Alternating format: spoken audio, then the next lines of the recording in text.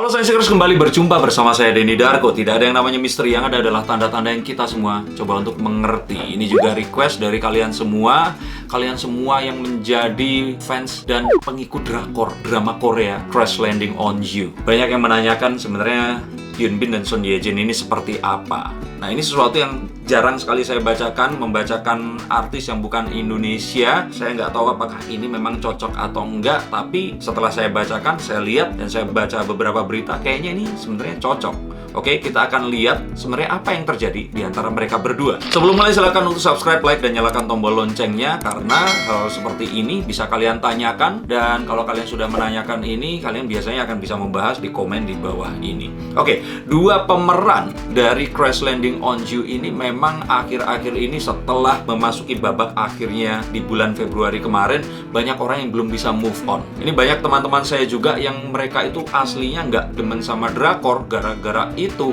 terus kemudian nonton drama Korea yang lain seperti Goblin, Vagabond, dan yang lain-lain. Dan ini membuat orang-orang ini jadi demam drama Korea. For your info, sebenarnya Hyun Bin dan Son Ye Jin ini sebenarnya udah nggak muda lagi. Usianya udah 37 dan 38 tahun, hampir seusia saya. Kalau dilihat dari karirnya, mereka pun sebenarnya pernah main bareng di film yang sebelumnya yang merupakan box office juga, yaitu Negotiation kalau nggak salah, atau Negotiator, saya lupa. Saya juga pernah nonton filmnya. Nah, dan apa yang terjadi ini sebenarnya lumayan mengagetkan, karena kalau saya lihat di sini, ini ada kartu The Seven of Pentacles. Ada seorang petani yang menanam dan hasilnya ini nggak sesuai dengan keinginannya. Artinya apa? Sepertinya mereka berdua ini memang punya rasa, tapi dilarang untuk berhubungan. Nah, ini kebalikan dengan apa yang sering kejadian di Indonesia. Nggak punya rasa, tapi disuruh hubungan. Nah, kalau ini yang terjadi itu sebaliknya. Dan saya lihat dengan ini terjadi, sepertinya mereka ini backstreet, atau punya hubungan tapi di luar dan nggak boleh ketahuan. Hal ini seperti diungkap oleh teman main mereka, maksudnya di serial yang sama,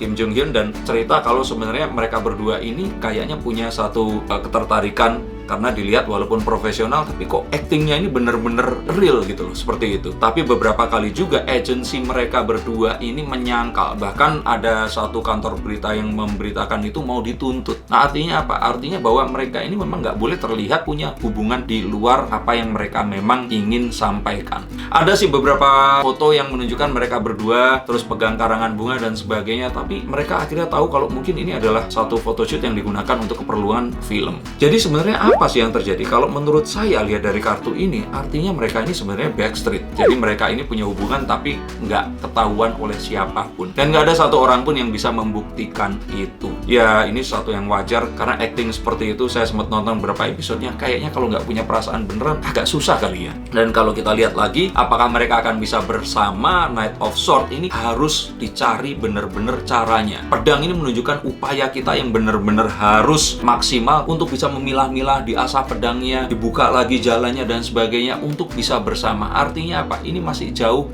panggang daripada api agar mereka ini bisa bersama. Walaupun usia mereka ini udah nggak muda lagi, walaupun mereka ini kelihatan bersama, tapi kayaknya akan susah untuk berakhir di pernikahan. Jadi sepertinya hubungan mereka ini akan hanya berakhir di layar kaca dan akan berakhir di drama yang mereka mainkan. Mungkin suatu saat nanti mereka akan dipasangkan lagi di tempat lain, tapi ya kalau mungkin nanya ke om tante atau ayah ibu kalian, ingat Rano Karno dan Yesi Guzman itu dulu digadang-gadang akan menikah, tapi ternyata enggak. Tapi sampai sekarang mereka berhubungan baik dan masih saling bisa menginspirasi. Ini yang saya lihat dari hubungan mereka berdua.